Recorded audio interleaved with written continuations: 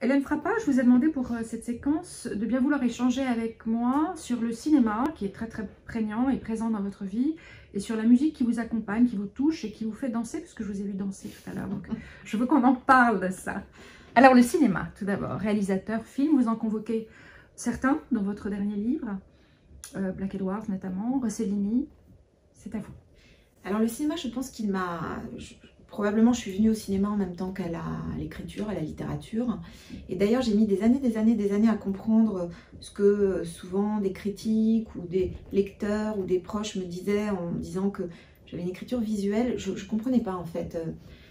J'ai compris ça récemment en travaillant avec un autre écrivain et en transmettant aussi dans des ateliers d'écriture ce que ça voulait dire. En effet, je pense que le cinéma, organiquement, j'écris des films, j'écris des livres comme je verrais un film, en fait. Je pense que mon rapport au cinéma, il est organique et c'est assez rare à ce point, je me rends compte. Donc, je peux pas vivre sans aller très souvent au cinéma, sans habiter dans les films que je vois là récemment. J'étais vraiment très malheureuse pendant la fermeture des salles et je m'y suis précipitée dès le premier jour et j'ai vu d'ailleurs 2 fois de suite un des films qui est sorti ce jour-là que j'ai adoré, le film de Quentin Dupieux, Mandibule, voilà, que j'attendais depuis longtemps et pour le coup j'avais adoré un de ses films à lui qui s'appelait Réalité et qui était un film absolument de fiction et où il n'y avait plus aucune différence entre la réalité et la fiction, où j'avais tellement vécu dans ce film que je m'étais d'ailleurs habillée pendant 15 jours comme un des personnages. D'ailleurs, j'avais acheté cette jupe et ces bottes pour hors champ. Mais c'est pas anecdotique en fait. Alors, ça revient au fétichisme dont je parlais, mais c'est une manière de vivre, voilà, de vivre la fiction. Alors j'aime follement le cinéma américain.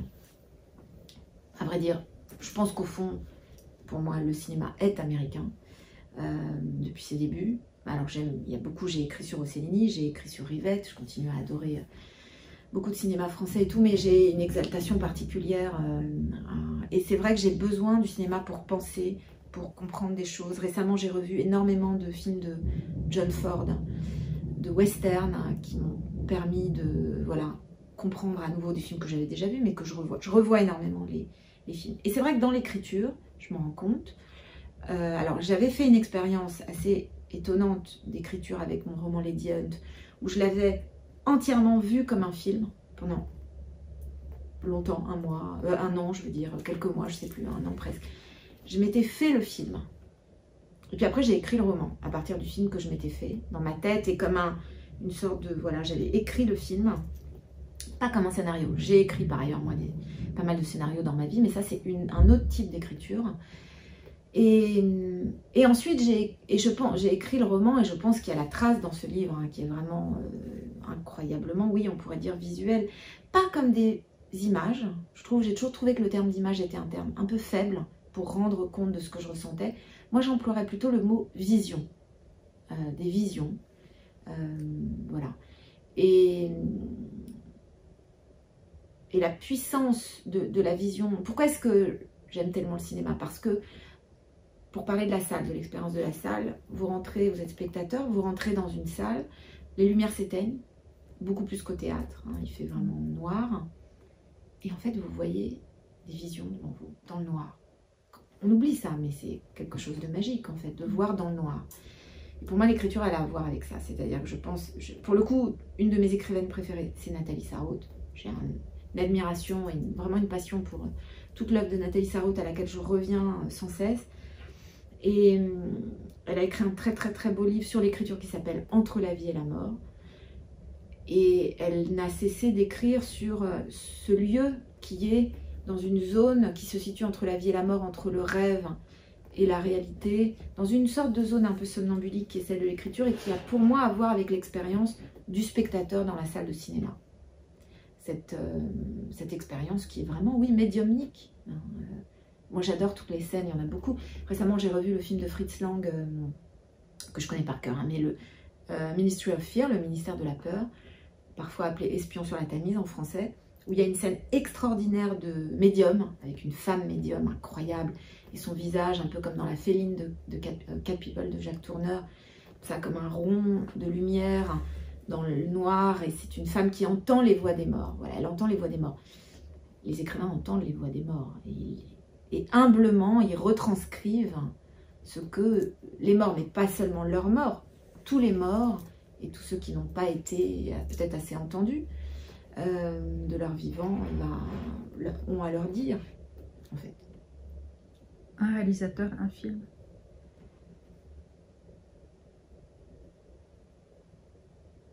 Peut-être La Féline de Jacques Tourneur. Tourneur, c'est extraordinaire. Votre premier choc cinématographique?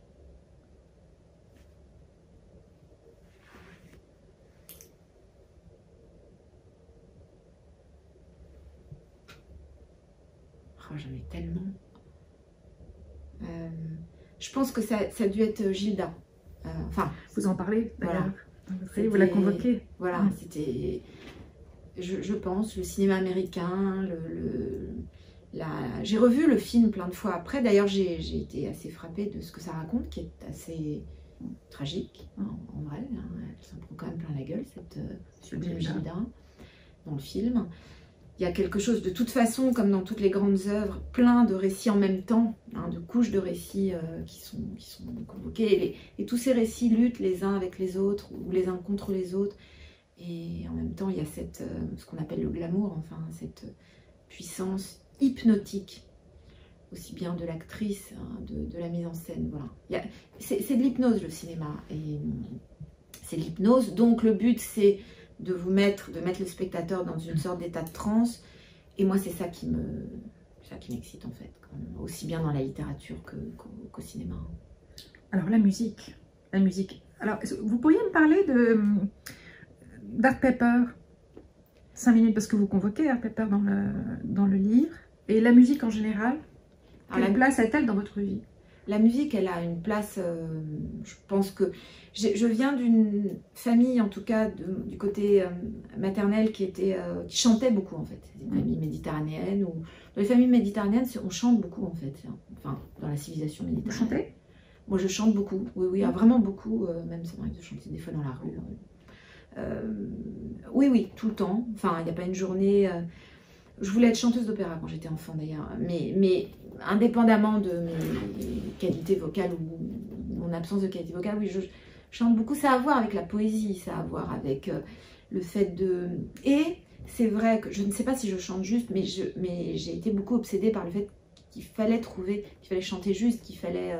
et sans formation musicale, c'est vrai que je chante même les morceaux, aussi bien de jazz. Ça a à voir avec l'écriture pour moi, j'en suis convaincue que ça m'a beaucoup marqué. Donc j'ai été dans une famille où, oui, on écoutait beaucoup de musique. J'ai eu ensuite, mon père est mort quand j'étais enfant, un beau-père qui était musicien et qui était producteur de musique aussi, de jazz. Et c'est vrai que j'ai été comme ça, j'ai eu accès au jazz qui m'a... qui a été une révolution, je pense, pour moi, qui m'a vraiment bouleversée, notamment... Alors, j'ai appris après, en discutant beaucoup avec les musiciens, que finalement, l'improvisation, c'est pas que dans le jazz, que c'est aussi bien, il y a de l'improvisation chez Bach, il y a de l'improvisation chez Mozart. L'improvisation fait partie intrinsèque de la musique, y compris ce qu'on peut appeler la musique dite classique. Et c'est vrai que pour moi, cette idée, en tout cas, il y a quelque chose dans le jazz, dans ce qu'on appelle, alternate take, le fait de constamment réécrire. Il y a ce qu'on appelle les standards, des standards. Quelqu'un écrit, on ne sait pas, en général c'est anonyme. C'est une tradition des récits qui ont à voir avec le peuple noir. Et avec des récits anonymes, historiquement, qui sont à un moment qui s'incarnent dans une musique. Et elles sont reprises. Chacun donne sa propre version de la même musique. C'est assez... Coltrane a pu le faire, même obsessionnellement, sur des albums entiers qui n'étaient que des dizaines et des dizaines de versions de la même chanson. Bon. Moi, j'ai effectivement, quand j'ai découvert Art Pepper, qui est un saxophoniste blanc de la côte Est, et en même temps avec un son qui avait aucune formation, qui a appris tout seul et qui est un génie, et qui était obsédé par cette idée du récit. Il a passé beaucoup de sa vie en prison parce qu'il était héroïnomane et il a passé... Et en prison, il a écrit un morceau qui s'appelle The Trip, qui a donné le titre à un de ses albums, qui est mon album préféré, je pense, dans l'absolu, où il y a cette idée du récit, justement, s'évader. Il disait que tous ces hommes en prison étaient obsédés par cette idée de s'évader de ces murs, et ils s'en évadaient, chacun en racontant, ça tournait comme ça, une histoire. Et il partait dans The Trip. Alors, Trip, c'est évidemment une métaphore de la drogue. Enfin, c'est pas une métaphore, c'est littéral. Mais c'est surtout le voyage de la fiction, en fait. Et c'est la drogue comme, comment dire, équivalent de la fiction, équivalent faible, à mon avis. Très faible, je pense, en réalité. Comme disait Rivette, qui n'avait jamais pris de drogue de sa vie, il disait « mais moi, j'en ai pas besoin ». Il avait été entouré dans les années 70 de gens qui se droguaient, évidemment, dans les années 70. Et c'est vrai qu'il disait « mais moi, j'ai pas besoin parce que je la produis en tant que fiction ». Bon, c'est ce que font, c'est l'impression que j'ai aussi, mais il y a cette idée effectivement du récit comme transe, du récit comme quelque chose qui vous emmène ailleurs, du récit qui vous sauve, du récit qui est une question de vie et de mort, et du récit qui tourne comme ça, hein, comme le chignon de Kim Novak dans le générique de Vertigo.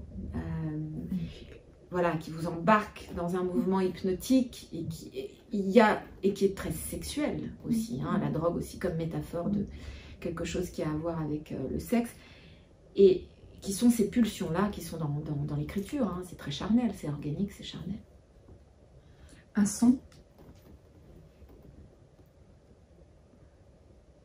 qui vous touche, qui vous bouleverse, Alors c'est un son qui vous interpelle. Un son qui est, comment dirais-je, qu'il est très très très difficile techniquement de retranscrire, presque impossible, je le sais parce que j'ai fait beaucoup de radio et j'ai de prise de son, c'est la pluie en fait. C'est très difficile parce qu'en fait quand vous, ça peut assez vite ressembler à n'importe quel bruit de tuyauterie quand vous l'enregistrez, d'eau qui tombe. Donc cette magie-là, Stevenson, un écrivain que j'aime beaucoup, disait au 19e siècle, alors lui il était écossais, donc il en savait un rayon sur la pluie, il disait « La littérature n'a pas encore réussi à retranscrire la magie, la pluie, ce que c'est que la pluie ». Il disait ça dans une lettre à son ami Henry James, et la boucle est bouclée. Et voilà, il y a un de mes poèmes préférés, c'est le poème de Verlaine sur la pluie. Donc il y a quelque chose, voilà, sans doute parce c'est un son qui peut être à la fois étouffé, qui peut être crépitant, qui est d'une mélancolie absolue et en même temps qui convoque, c'est une vision, c'est un son qui est une vision, qui convoque les souvenirs, qui est un son qui peut vous, qui est à la fois déchirant et qui peut être très joyeux, très doux, en même temps très smooth, au sens musical du terme, voilà. Merci beaucoup.